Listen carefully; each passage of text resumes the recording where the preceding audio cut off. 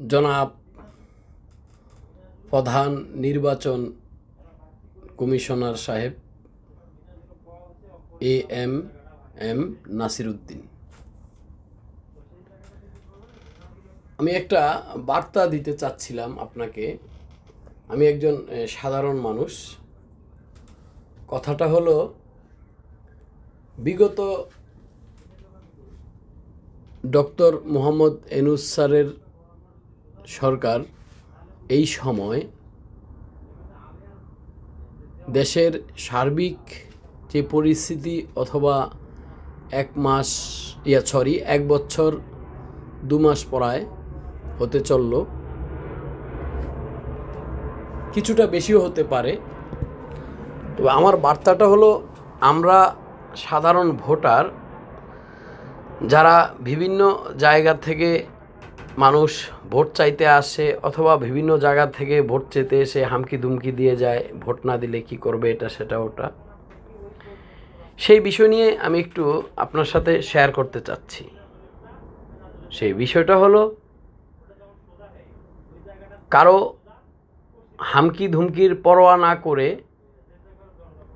আপনার যে প্রতিশ্রুতি, আপনি যেভাবে বলছেন যে এবারকার যে নির্বাচন পরিচালনার দায়িত্ব আপনি পাচ্ছেন, আপনি কঠিনভাবে এটা পালন করার চেষ্টা করবেন।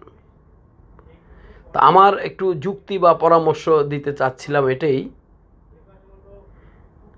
এখনও বাংলাদেশের প্রশাসন বিভিন্ন মতে এখনও তারা আবদ্ধ হয়ে আছে।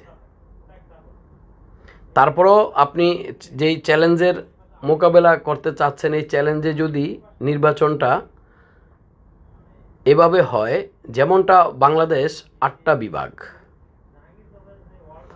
8টা বিভাগে উত্তরে এবং দক্ষিণে বাংলাদেশটা যদি লম্বা হয়ে থাকে, তাহলে 4টা বিভাগ একসাথে নির্বাচন দিবেন এক সপ্তাহে, আর বাকি 4টা বিভাগ পরের সপ্তাহে নির্বাচন দিবেন। এর যুক্তি, এর কারণটা কি?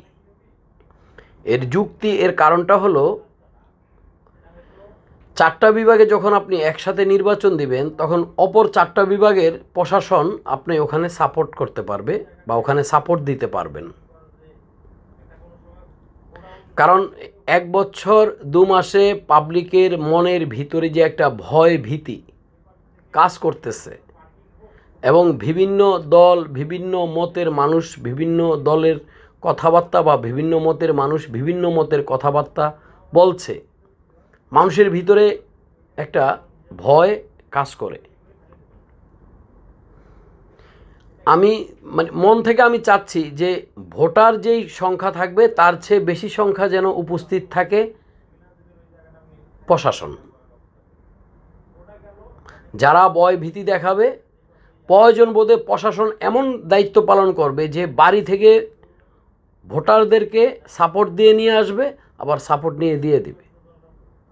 প্রয়োজন বোধে প্রশাসন এমনভাবে দায়িত্বে থাকবে যে ব্যালট পেপার, আগে যে আমরা ব্যালট বক্স, ব্যালট পেপারের যে বক্সে আগেই পুরে রাখছে ব্যালট পেপার, এমন যেন না হয়। প্রতিটা ব্যালট পেপারের বক্সে যেন কেউ 2 নম্বরীভাবে সিল মেরে না ব্যালট বক্স ভরতে পারে, তার জন্যে ওই প্রতিটা ব্যালট পেপারের বক্সের সামনে একটা একটা করে প্রশাসন দাঁড় করায় রাখতে হবে, একজন একজন করে, যে তুমি এই বক্সের মালিক, এই বক্সের যত কিছু হবে তোমার হবে, তুমি শাস্তি পাবা বা তোমার চাকরি থেকে বহিষ্কার করা হবে, এবং এখানে সিসি ক্যামেরা লাগানো আছে।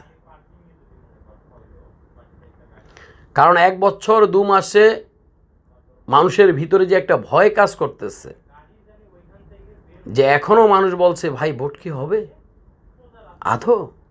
হ্যাঁ, আমি জানি না মানুষের এই কথার উত্তর কিভাবে দিব বা কিভাবে দিচ্ছেন আপনারা। তবে আপনার কথার যেই ভাষা, সেই ভাষায় আমরা এখনও স্যাটিসফাই যে নির্বাচন হবে। এবং আপনার আরও ভাষা ছিল, সেই ভাষাটা হলো যে কঠিন থেকে কঠিনভাবে এই নির্বাচন হবে। যে ভাষাটা একটি দলের অ্যাক্টিং চেয়ারম্যানও বলেছেন, যে এবারকার নির্বাচন কঠিন হবে। আপনার ভাষা তার ভাষা যেন সেম থাকে, এবং এই কঠিন থেকে কঠিন যেন নির্বাচন থাকে। মানুষ যেন নির্বিঘ্নে ভোট দিতে পারে, মানুষ যেন তার প্রার্থীকে মানুষ যেন ভোট দিতে পারে, সেই ব্যবস্থাটা আপনি অবশ্যই করবেন। আমার এই ভিডিওটা আমি আপনাদের নির্বাচন কমিশনারের জিমেলে দিয়েছি।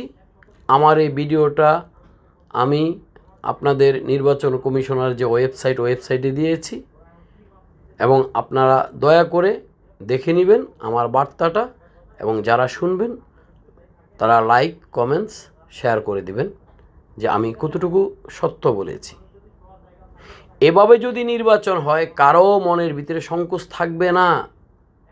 বাংলাদেশের বিগত যে নির্বাচনগুলো হয়েছে, যারা জিতেছে তারা বলছে কি তারা ভোট কারচুপি করেও জিততে পারেনি।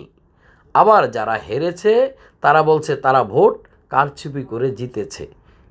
টোটাল এই বাক্যটা, এই শব্দটা, একে অপরকে দোষী করার যেই প্রচলন, এখান থেকে আমাদের উঠে আসতে হবে।